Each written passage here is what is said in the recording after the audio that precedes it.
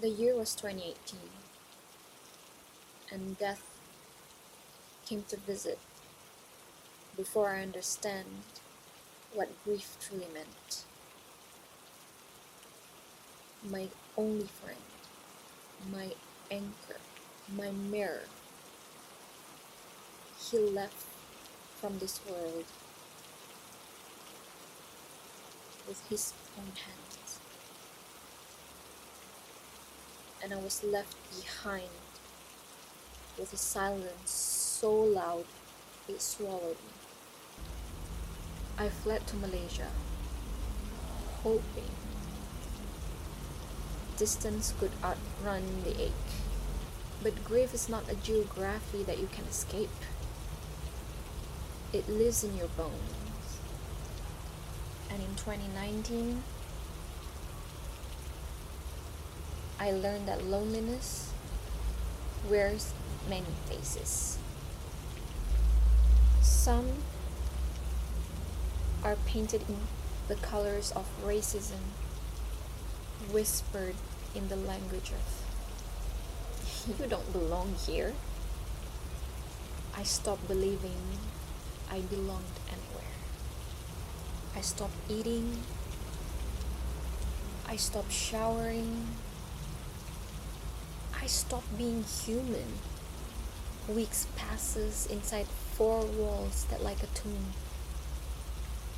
I lay on my bed, staring at the ceiling, waiting for nothing, counting the cracks on the ceiling like they were the only thing that would never leave me. My phone glowed with messages I couldn't answer, calls I couldn't return. My body became a prison, and I was the prisoner who has stopped trying to escape. I thought everyone would be better off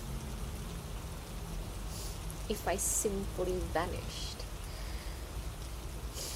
I was a burden, a mistake, a broken thing that couldn't be fixed.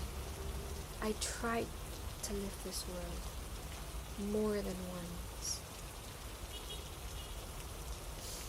but every time I failed, it felt like the universe was telling me, not yet, you're not done yet.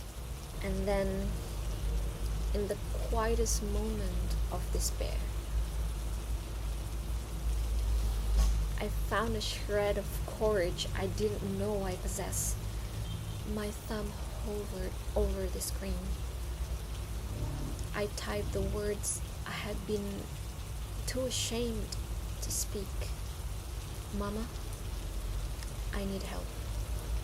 That message was the first step out of the abyss. She came for me. She brought me home. And in 2020, my doctor gave me a name for my suffering. Major depression with suicidal tendencies. A diagnosis, a direction, a path forward. I started therapy. I swallowed pills that tasted like hope. My mother married again.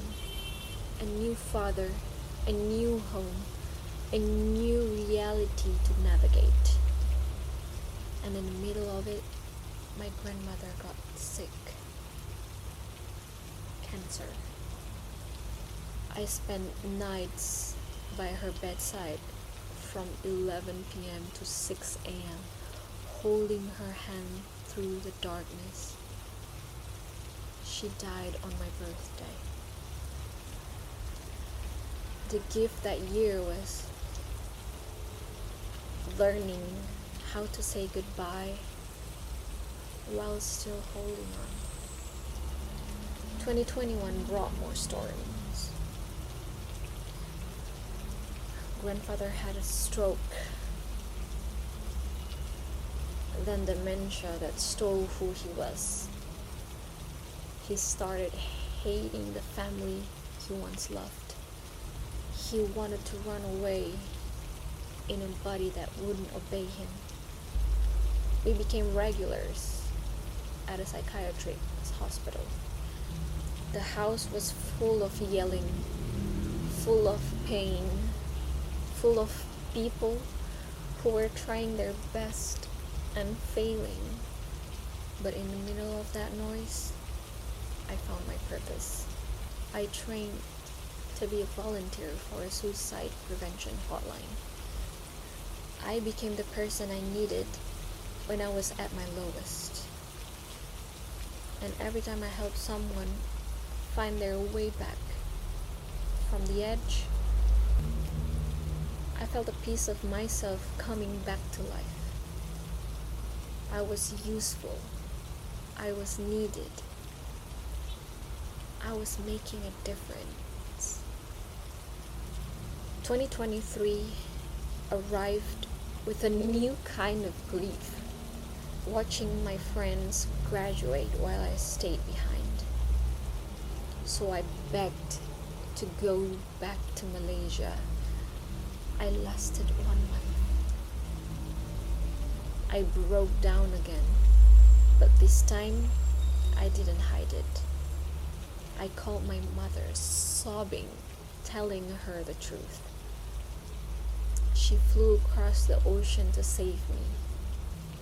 And in that moment, I realized something important. Growth isn't a straight line.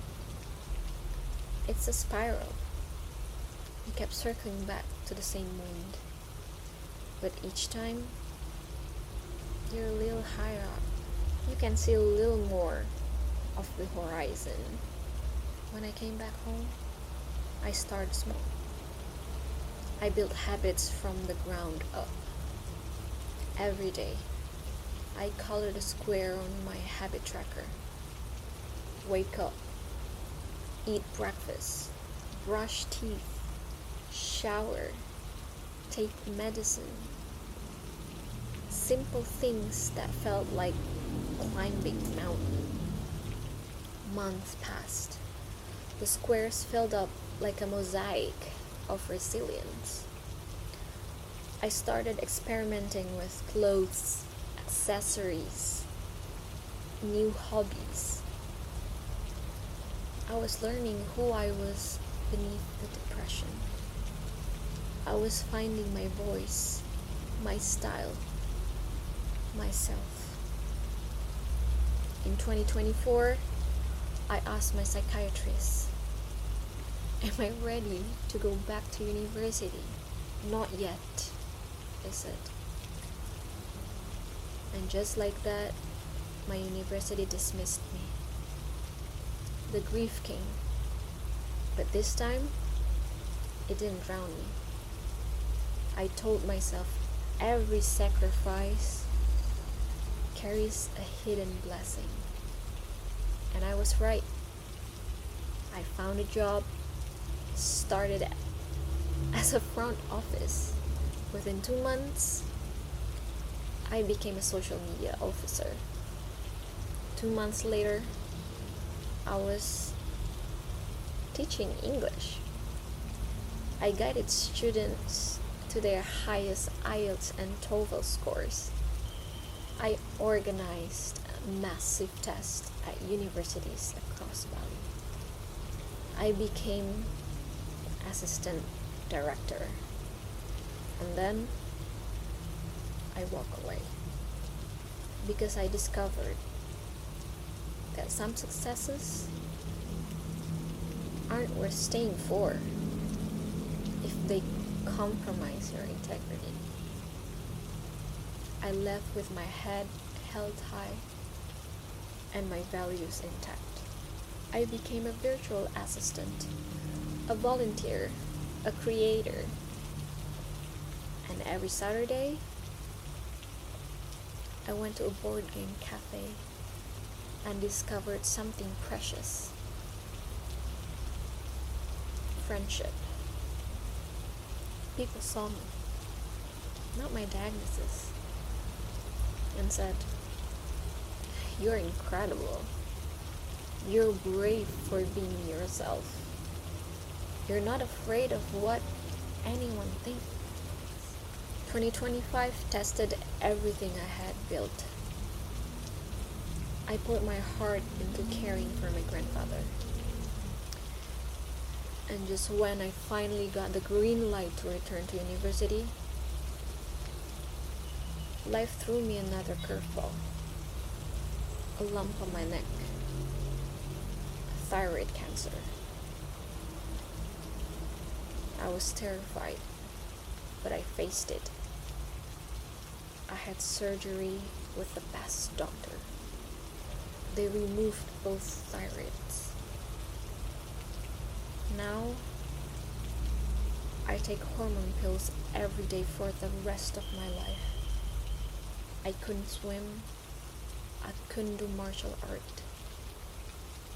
I could barely sit up without feeling dizzy. I mourned my body. I mourned my strength. But I didn't stop believing I could get it back. Slowly, patiently, I started rebuilding my physical self. One small movement at a time. And in September, I began my psychology degree. 2026. I'm still in therapy, still taking my medication, still taking my hormones, but I'm also thriving. My GPA is high, a testament to every sleepless night and every moment I refuse to give up. I'm the ID coordinator of my psychology student association. I express my creativity through Instagram designs and photography. I found new friends that know my whole story and love me anyway. I can be fully myself without shame. No masks, no apologies. I wear what I love. I create what I feel. And sometimes, in the quiet moment, I think about the girl in 2019 who couldn't get out of bed. I want to hold her and say, "Look at you now. Look at what you've survived. Look at what you've built." I'm not the best version of myself because I'm healed. I'm the best version of myself because I kept going. Through loss, through depression, through cancer. Through every moment I thought I couldn't take another step. I'm here. I'm alive. I'm enough. And so are you.